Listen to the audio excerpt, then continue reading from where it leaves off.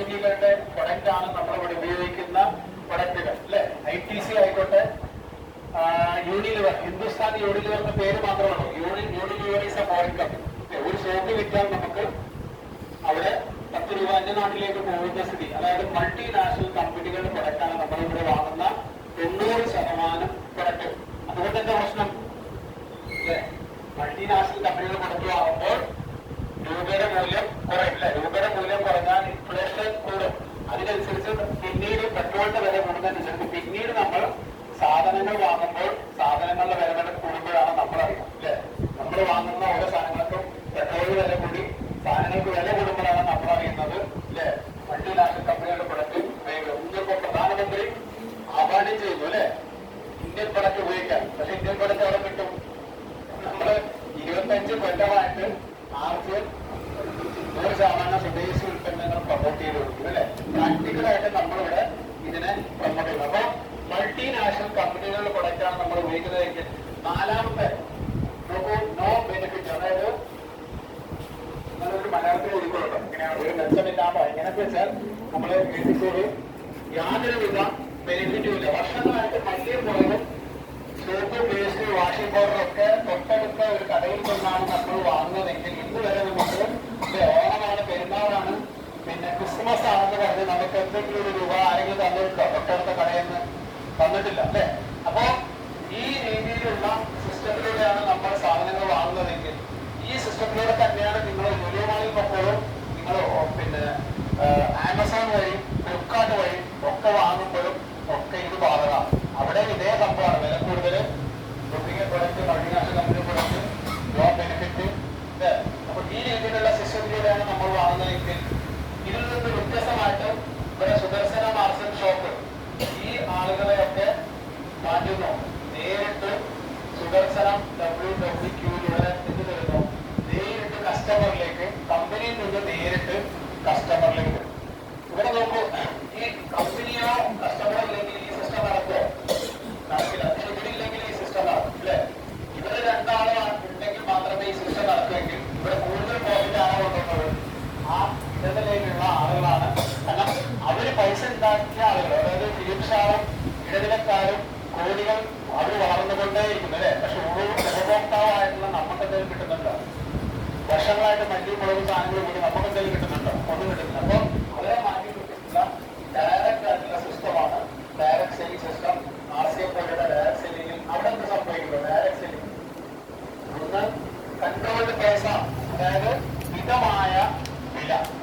അത് നിങ്ങൾ മലയാളത്തിൽ മിതമായ വില, മിതമായ വിലയിൽ നമുക്ക് സാധനങ്ങൾ കിട്ടുന്നു. എന്തുകൊണ്ട് കിട്ടുന്നു? കാരണം ഇവിടെ കോടിക്കണക്കിന് രൂപയ്ക്കുള്ള പരസ്യക്കാരോ ഇടനിലക്കാരോ ഇല്ല. ഇവിടെ നമുക്ക് ആരുള്ളത്? ഉപയോഗിച്ച ആള് എന്ന് പറയുന്നു. ഇവിടെ അടിപൊളി കൊടുത്ത് അടിപൊളി ചായപ്പൊടി എന്ന് നമ്മൾ ഉപയോഗിച്ച ആളാണ് പറയുന്നത് അല്ലെ. അല്ലാതെ 40 കോടി കൊടുത്തുകൊണ്ട് അല്ലെ കോൺട്രാക്ട് സൈൻ ചെയ്ത് അത് കുടിച്ചുകൊണ്ട് പറയല്ല. ഉപയോഗിച്ച ആൾ നിങ്ങളോട് പറയണോ അടിപൊളി ചായപ്പൊടി എന്ന് ഉപയോഗിക്കാൻ പറയുന്നതുകൊണ്ട് തന്നെ മിതമായ റേറ്റിൽ സാധനങ്ങൾ കിട്ടുന്നു. രണ്ടാമതാണ് ഒറിജിനൽ ഉൽപ്പന്നങ്ങൾ കിട്ടും. ഒറിജിനൽ ഉൽപ്പന്നങ്ങൾ കിട്ടും. എങ്ങനെ ഉറപ്പിക്കാൻ പറ്റും? അതായത് RCA ഷോപ്പിൽ നിന്ന് ഒറിജിനൽ ഉൽപ്പന്നങ്ങളെ കിട്ടും എന്ന് പറഞ്ഞാൽ നമുക്ക് എങ്ങനെ ഉറപ്പിക്കാൻ പറ്റും? RCA മെമ്പേഴ്സ് എത്ര? എല്ലാവരും മെമ്പേഴ്സ് മാഡം പറയൂ. സുദർശനം ഷോപ്പില് ചായപ്പൊടി നന്നായിട്ട് പോവാറുണ്ട്. ഇപ്പോ പുറത്ത് ഡ്യൂപ്ലിക്കേറ്റ് പ്രൊഡക്റ്റ് കിട്ടുന്നല്ലേ പറഞ്ഞത് അല്ലേ? അതേപോലെ ഇവിടെ കിട്ടാൻ പറ്റുമോ? എന്താ കാരണം?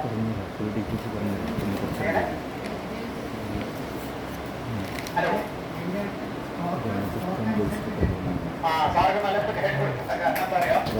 ഇവിടെ സുദർശനം ഷോപ്പിൽ വരുന്ന സാധനങ്ങൾക്ക് കൺട്രോൾ ഉണ്ട്. അതായത് കമ്പനിയിൽ നിന്നും ഇപ്പോ അതായത് ഒരു സോഫ്റ്റ്വെയറിലാണ് ബില്ല് ചെയ്യുന്നത്. ആ ബില്ലിൽ 100 ചായപ്പൊടി സാറ് ഈ ഷോപ്പിൽ കൊണ്ടുവന്നാൽ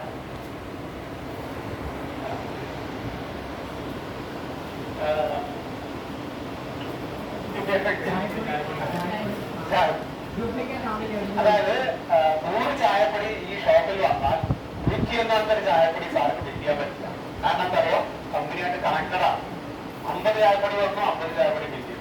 പക്ഷെ പുറത്ത് വിൽക്കുന്ന നമ്മുടെ RCA അല്ലാത്ത കടയിൽ വിൽക്കുന്ന ചായപ്പൊടി അത് അല്ലെ? അവിടെ അവിടെ നമ്മൾ കമ്പനിയായിട്ട് കണക്ഷനല്ല. അതുകൊണ്ട് തന്നെ ഒറിജിനൽ വിറ്റാൽ 10 രൂപയാണ് ലാഭമെങ്കിൽ വേറെ ആളെന്ന് പറയുന്നത് നിങ്ങൾ ഒറിജിനൽ വിറ്റാൽ സാധനം നിങ്ങൾക്ക് 10 രൂപ കിട്ടുന്നുള്ളൂ. ഞാൻ ഒരു 50 പീസ് തരാം, ഒരെണ്ണത്തിന് 50 രൂപ ലാഭം കിട്ടും. ഏത് വിൽക്കും അവിടെക്കാരൻ? അല്ലേ? 50 രൂപ ലാഭം കിട്ടുന്നതേ വിൽക്കുള്ളൂ. കാരണം ഇവിടെ ആളുകളുടെ ആരോഗ്യത്തെ പറ്റിയിട്ട് യാതൊരു ചിന്തയുമില്ല അല്ലെ? അതുകൊണ്ട് തന്നെ ഡ്യൂപ്ലിക്കേറ്റ് പ്രൊഡക്റ്റ് ധാരാളം. ഇവിടെ ഇന്ത്യൻ നിയമപ്രകാരം ഡ്യൂപ്ലിക്കേറ്റ് പ്രൊഡക്റ്റിനുള്ള ശിക്ഷ നമ്മളെ ഓൺ ദി സ്പോട്ടിൽ വല്ല പ്രശ്നങ്ങളുണ്ടെങ്കിലേ ഉള്ളൂ അല്ലെ? അത് ലോങ് പ്രോസസ്സാണ്. അത് കണ്ടോ, അതിനെതിരെ ഇവിടെ ഏതെങ്കിലും രാഷ്ട്രീയ പ്രസ്ഥാനം ഇവിടെ എത്ര നമ്മുടെ നൂറണിയിൽ 5 കിൻഡൽ ചായപ്പൊടി കുടിച്ചു. വളരെ സാധാരണക്കാരായ ആളുകൾ ചായ കുടിക്കുന്ന കടകളിലൂടെയായിരുന്നു അത് വിൽക്കപ്പെട്ടിരുന്നത്. എത്ര പേര് ആ ചായ കുടിച്ചിട്ടുണ്ടാവും? എത്ര പേര് പിന്നെ ആന്തരിക അവയവങ്ങൾക്ക് പ്രശ്നങ്ങൾ ഉണ്ടായിട്ടുണ്ടാവും? അതിന് ആരും ഉത്തരവാദി ഇല്ലേ? അതും പിടിച്ചാളെ എവിടെയും കാണില്ല ഇല്ലേ? അതുകൊണ്ട് തന്നെ നമ്മൾ ശ്രദ്ധിക്കാം. അപ്പോ 100% ഒറിജിനൽ ഉൽപ്പന്നങ്ങൾക്ക് ആവശ്യങ്ങളോട് കിട്ടും. മൂന്നാമത്തതാണ് ഇന്ത്യൻ പ്രൊഡക്റ്റ്. ഇന്ത്യൻ പ്രൊഡക്റ്റാണ്. അതായത് നമ്മൾ ജനുവരി 26 ആഗസ്റ്റ് 15 നമ്മൾ ഫ്ലാഗൊക്കെ ഉയർത്തി അല്ലേ? പിന്നെ എല്ലാം പറഞ്ഞതിന് ശേഷം വീട്ടിൽ പോയിട്ട് എന്ത് ചെയ്യും? വീട്ടിൽ നമ്മൾ ഉപയോഗിക്കുന്ന പ്രൊഡക്റ്റുകളോ വിദേശ നിർമ്മിത സാധനങ്ങളാണ് ഉപയോഗിക്കുന്നത്. പക്ഷെ ഇവിടെ നമ്മൾ 100% ഇന്ത്യൻ പ്രൊഡക്റ്റ്, അതായത് ഇന്ത്യൻ എക്കോണമിയെ നമുക്ക് സഹായിക്കാൻ പറ്റും അല്ലേ? 100% ഇന്ത്യൻ പ്രൊഡക്റ്റിൽ കൂടെ കിട്ടുന്നു. നാലാമതാണ് ഫ്രീ പ്രൊഡക്റ്റ് അല്ലെങ്കിൽ ധാരാളം ബെനിഫിറ്റുകൾ. ഓരോ 6 മാസം കഴിയുമ്പോഴും ഇവിടെ നിന്ന് സാധനം വാങ്ങുന്ന ഒരു ഉപഭോക്താവിന് ഫ്രീ പ്രൊഡക്റ്റ് കിട്ടുമെങ്കിൽ അല്ലേ? ഇതിൽ നിന്ന് ഇതിലേക്ക് മാറാൻ വല്ല ബുദ്ധിമുട്ടുണ്ടോ? ഇതിൽ നിന്നോ ഇവിടെ ഇപ്പോ നമ്മുടെ ഗുലാബന്റിയിൽ 2 ഷോപ്പുണ്ട്. അതിലൊന്ന് സാധനങ്ങൾക്ക് വില കൂടുതലാണ്, ഡ്യൂപ്ലിക്കേറ്റ് പ്രൊഡക്റ്റ് കിട്ടാനുള്ള സാധ്യതയുണ്ട്. എല്ലാം ഡ്യൂപ്ലിക്കേറ്റ് ആണെന്ന് പറയുന്നത് കേട്ടോ. ഡ്യൂപ്ലിക്കേറ്റ് പ്രൊഡക്റ്റ് കിട്ടാനുള്ള സാധ്യതയുണ്ട്. മൾട്ടിനാഷണൽ കമ്പനികളുടെ പ്രൊഡക്റ്റാണ്. യാതൊരു ബെനിഫിറ്റും ഇല്ല. വർഷങ്ങളായിട്ട് ഞാൻ ഉപയോഗിക്കുന്നതുകൊണ്ട് യാതൊരു ബെനിഫിറ്റും ഇല്ല. പക്ഷെ തൊട്ടപ്പുറത്ത് ഇവിടെ സുദർശന ആർസ് പെട്രോളിയം മിതമായ രീതിയിൽ സാധനങ്ങൾ കിട്ടുന്നു. ഒറിജിനൽ ഉൽപ്പന്നങ്ങളാണ്, ഇന്ത്യൻ പ്രൊഡക്റ്റ് ആണ്. ഓരോ 6 മാസം കഴിയുമ്പോൾ എനിക്ക് ഫ്രീ പ്രൊഡക്റ്റ് കിട്ടുമെങ്കിൽ അതിലേക്ക് മാറാൻ വല്ല ബുദ്ധിമുട്ടുണ്ടോ? വല്ല ബുദ്ധിമുട്ടുണ്ടോ? അത് കാരണം നല്ലൊരു കൈ ഈ കമ്പനിക്ക് കൊടുക്കാം. കാരണം പ്രൊഡക്റ്റ് നല്ലതാണെങ്കിൽ, പ്രൊഡക്റ്റ് നല്ലതല്ലെങ്കിൽ ഒരു തവണ ഉപയോഗിക്കുള്ളൂ അല്ലെ? രണ്ടാമത് പറ്റിക്കാൻ പറ്റുമോ? ഇല്ല. പ്രൊഡക്റ്റ് നല്ലതെങ്കിൽ ഇതിൽ നിന്ന് ഇതിലേക്ക് ഷിഫ്റ്റ് ചെയ്യാൻ ഇതാണ് എനിക്ക് 2009 കാലഘട്ടത്തിൽ എനിക്ക് ബോധ്യപ്പെട്ടത്. ഇതിൽ നിന്ന് ഇതിലേക്ക് മാറാൻ യാതൊരു ബുദ്ധിമുട്ടില്ല അല്ലെ? ഇനി നമ്മൾ നോക്കുന്നത് ഇതിന് ഓക്കെ. ഇനി നമ്മൾ നോക്കുന്നത് ഈ പറഞ്ഞ ഡയറക്ട് സെല്ലിംഗ് കമ്പനി എവിടെയാണ്, എങ്ങനെയാണ് ഇത് കുന്നമ്പലത്ത് ബാങ്കിന് ബന്ധമാണോ അല്ലേ എന്ന് നോക്കണമല്ലോ. അപ്പൊ കമ്പനിയുടെ പേര് ഫൈനാൻസ് സെല്ലിംഗ്സ് പ്രൈവറ്റ് ലിമിറ്റഡ് എന്നായിരുന്നു. 1977 മുതൽ ഉള്ള ടെക്സ്റ്റൈൽസ് മാനുഫാക്ചറിംഗ് കമ്പനിയായിരുന്നു. അതിൽ നിന്ന് 2000 ഓഗസ്റ്റിലാണ് ഇത് പിന്നെ ഡയറക്ട് സെല്ലിംഗ് എന്നുള്ള സിസ്റ്റത്തിലൂടെ വന്ന് ഇപ്പോൾ കമ്പനിയുടെ പേര് മാറി. എന്താ കമ്പനിയുടെ പേര്? Asiya consumer products private limited എന്നാണ് ഇപ്പോൾ കമ്പനിയുടെ പേര്. പിൽവാര രാജസ്ഥാനാണ് ഇതിന്റെ ഹെഡ്ക്കമി. ഇതിന്റെ എത്ര പേര് കമ്പനി കണ്ടിട്ടുണ്ട്? ഞാൻ പോയിട്ടുണ്ട്, സാറ് പോയിട്ടുണ്ട്, ഒരാളും പോയിട്ടില്ലല്ലേ? ഇവിടെ എല്ലാ വർഷവും നമുക്ക് കമ്പനി പോയി നേരിട്ട് കാണാം. ഇവിടെ നമ്മൾ ഉപയോഗിക്കുന്ന മല്ലി മുളകൊക്കെ പാക്ക് ചെയ്യുന്ന കാണാൻ പറ്റും. ഇവിടെ നമ്മൾ യൂണിലിവറിന്റെ ലെക്സ് വർഷങ്ങളായിട്ട് ഉപയോഗിക്കുന്ന ഒരു വ്യക്തിയാണ്. നിങ്ങൾക്ക് ആ കമ്പനി വിസിറ്റ് ചെയ്യാൻ പറ്റുമോ? എടുക്കാൻ പറ്റില്ല. അവിടെ സെക്യൂരിറ്റി പിടിച്ച് തള്ളും അല്ലേ? ഞാൻ 15 കൊല്ലമായിട്ട് ലെക്സ് ഉപയോഗിക്കുന്ന ആളാണ്. അങ്ങോട്ട് വരാൻ പറ്റും, കംപ്ലീറ്റ് പോകാൻ പറ്റില്ല.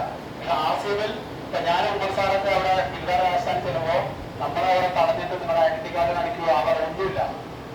ആർസിബ് ഐഡി കാർഡ് കാണിക്കുന്നു, ഉള്ളിലേക്ക് കയറുന്നു അല്ലെ? അപ്പൊ അവിടെ പോയിട്ട് എന്ത് ചെയ്യാം? ഷൂട്ട് ചെയ്യാം. അവിടെ പോയിട്ട് ബാക്ക് ചെയ്ത് ഷൂട്ട് ചെയ്യാം. കാരണം അവിടെ എല്ലാം ട്രാൻസ്പെറന്റ് ആണ്, ഒളിക്കാനൊന്നുമില്ല. അതുകൊണ്ട് തന്നെ 100% നമുക്ക് വിശ്വസിക്കാം. അപ്പോ 500 ഏക്കറിലാണ് ഇതിന്റെ ലാൻഡ്. ഇത് ഒരൊറ്റ പടത്തിൽ തുടങ്ങി ഇന്ന് 1000-ലധികം പടക്കുണ്ട്. ഒരൊറ്റ പടം, അതായത് ഒറ്റ ടെക്സ്റ്റൈൽസ് കമ്പനി ആയതുകൊണ്ട് തന്നെ ഒരൊറ്റ പാൻ ഡിവിഷൻ തുടങ്ങി ഇന്ന് 1000-ലധികം പടക്കുണ്ട്. ഒരു മെമ്പർ തുടങ്ങിയത് 4 കോടിയിലധികം ആളുകളുണ്ട്. ഒരു ഷോപ്പിൽ തുടങ്ങി ഇന്ന് 10,000 കണക്കിന് ഷോപ്പുകളുണ്ട്. 1.5 ലക്ഷത്തിലധികം ഡിസ്പ്ലേ വാളുണ്ട്. അങ്ങനെയുള്ള പടർന്ന് പന്തലിച്ച് നടക്കുന്ന ഒരു കമ്പനിയിലാണ് നമ്മളുള്ളത്. അതൊരു ഡിപ്പോ തുടങ്ങി 200-ലധികം ഡിപ്പോ കമ്പനിക്കുണ്ട്. സ്വന്തമായിട്ടുണ്ട്. അതായത് 50% പ്രൊഡക്റ്റ് സെൽഫ് മാനുഫാക്ചറിങ് ആണ്. അതായത് സ്വന്തമായി കമ്പനി ഉണ്ടാക്കുന്നു. അതിന്റെ അർത്ഥം കമ്പനി ഇൻവെസ്റ്റ് ചെയ്തു, കമ്പനി അവിടെ പൈസ മുടക്കിയിരിക്കുന്നു അല്ലെ. നമുക്ക് നാട്ടിൽ ഡയറക്ട് സെല്ലിംഗ് ഇഷ്ടംപോലെ കമ്പനികളുണ്ട്. പ്രൊഡക്റ്റ് ബേസ്ഡും ഉണ്ട്, ഓഫീസ് ബേസ്ഡും ഉണ്ട് അല്ലെ. അതായത് ബിസിനസ്സിനെ നമുക്ക് രണ്ടായിട്ട് തരംതിരിച്ചാൽ ഓഫീസിട്ടുള്ളതുണ്ട്, ഫാക്ടറിയിട്ടുള്ളതുണ്ട് അല്ലെ. ഓഫീസിട്ടുള്ളത് എന്താ പ്രത്യേകത? ഒരു ഓഫീസ് ഉണ്ടാവും, നിങ്ങൾ 10,000 കൊണ്ടുവരും അല്ലെ, നാളെ 20,000 ആക്കിത്തരാം. 1,00,000 കൊണ്ടുവരും, നിങ്ങൾ ഒന്നും ചെയ്യണ്ട, അവിടെ ട്രേഡിംഗ് ആണ്, റിയൽ എസ്റ്റേറ്റ് ആണ് അല്ലെ. ഇതിന് ഇഷ്ടംപോലെ ആൾക്കാരുണ്ടോ? ഉണ്ട്. അങ്ങനെ ഒന്നും ചെയ്യുന്നില്ലോ. അതുകൊണ്ട് നമ്മൾ എന്ത് ചെയ്യും? നമ്മൾ സ്വർണ്ണത്തെ വിട്ടിട്ട് ഇതിന് ഇൻവെസ്റ്റ് ചെയ്ത ധാരാളം ആളുകളുണ്ട്. ആ വ്യക്തികൾക്ക് ഓടാൻ ഈസിയാണോ? കാരണം അവർക്ക് ആ റൂമ് പൊട്ടിയാൽ പറ്റും അല്ലേ. അത് നാട്ടുകാർക്ക് പൈസയാണ്, അത് പൊട്ടിപ്പോകാൻ ഈസിയാണ്. പക്ഷെ another thing is factory based. Factory based ആയിട്ടുള്ള ഡയറക്ട് സെല്ലിംഗിന് ഓടാൻ പറ്റുമോ? പറ്റില്ല. കാരണം ഇവിടെ ഫാക്ടറിയാണ് തുടങ്ങിയിരിക്കുന്നത്. പൊട്ടിയിട്ട് ഓടാൻ പറ്റുമോ? പറ്റില്ല. 100 കണക്കിന് ഫാക്ടറികളുള്ള കമ്പനിയാണ് നമ്മൾ. 200 ഡിപ്പോയിൽ, കേരളത്തിൽ 6 ഡിപ്പോയിൽ 4 ഡിപ്പോ കമ്പനിയുടെ സ്വന്തം ഡിപ്പോ. നമ്മൾ വിദ്യാലയത്തിൽ പോകട്ടോ. കേരളത്തിലുള്ള ആർസിലിന്റെ ഡിപ്പോ കോഴിക്കോട് ഇപ്പോൾ പുതിയ ഡിപ്പോകളുണ്ട്. അതായത് ഏകദേശം 5 കോടി രൂപയ്ക്ക് അവിടെ കമ്പനി സ്വന്തമായ ബിൽഡിംഗ് പണിതുകൊണ്ട് മാനുഫാക്ചറിങ് ചെയ്യുന്നു. ഒരു ഓടാമെന്നൊരു കമ്പനിയാണെന്ന് അങ്ങനെ ചെയ്യോ? ഇവിടെ സ്ഥിരമായിട്ട് നിൽക്കാൻ നമ്മുടെ കമ്പനിയാണെന്നല്ല നമുക്ക് നമ്മുടെ ആരോഗ്യം പറയണ്ട, നമ്മുടെ ലോജിക്കലി നമുക്ക് മനസ്സിലാക്കാൻ പറ്റും. അപ്പോ ബേസുള്ള ഒരു കമ്പനിയാണെന്നുള്ള കാര്യം മനസ്സിലാവും. അതാണ് നമ്മൾ ഇപ്പോൾ സെലക്ട് ചെയ്യുന്നത്. കാരണം മാർക്കറ്റിൽ ധാരാളം ഡയറക്ട് സെല്ലിംഗ് കമ്പനികളുണ്ട് അല്ലെ. പ്രൊഡക്റ്റ് ബേസ്ഡ് ഉണ്ട്. പക്ഷെ പ്രൊഡക്റ്റിന്റെ എന്താ പറയാ, ടേസ്റ്റ് അടിപൊളി ടേസ്റ്റാണ്. പക്ഷെ വില 350. വില 350. നമ്മുടെ ആൾക്കാർക്ക് പറയാൻ പറ്റുമോ? അത് എത്ര ആൾക്കാരിലേക്ക് പോകും? നമ്മളിപ്പോ നല്ല പ്രൊഡക്റ്റ് ഒരുപക്ഷെ 250 ടേസ്റ്റ് നല്ലതെന്നാണെന്ന് ഇരിക്കട്ടെ, അത് നമ്മൾ എത്ര ആൾക്കാരിലേക്ക് എത്തിക്കാൻ പറ്റും? അതൊക്കെ ചിന്തിക്കണം. ഇവിടെ ഏറ്റവും സാധാരണക്കാരായ വ്യക്തികൾക്ക് പ്രൊമോട്ട് ചെയ്യാൻ പറ്റുന്ന പ്രൊഡക്റ്റ് ആയതുകൊണ്ട് തന്നെ ഇത് നാളെ 80%, 20% ഉണ്ടോ, എലൈറ്റ് ക്ലാസ്സിന് ഉണ്ടോ, ബാക്കി 80% ആളുകളിലേക്ക് ഇത് പോകാൻ സാധ്യതയുള്ള പ്രൊഡക്റ്റാണ് നമ്മുടെ കയ്യിലുള്ളത് മനസ്സിലാക്കുക. അപ്പോ ഇങ്ങനെയുള്ള ബേസുള്ള കമ്പനിയാണ് നമ്മളെങ്കിൽ ഇനി ഇതിലേക്ക് കടന്നു വരാൻ എന്ത് ചെയ്യണം? കടന്നു വരാൻ നമ്മൾ പൈസ കെട്ടി വെക്കണം അല്ലേ? അതാണ് ചോദ്യം അടുത്ത. കാരണം ഡയറക്ട് സെല്ലിംഗ് പറഞ്ഞാൽ 5,000 കൊടുക്കുക അല്ലെ, 10,000 കൊടുക്കുക, ആ രീതിയിലാണ് നമ്മൾ ഡയറക്ട് സെല്ലിംഗ്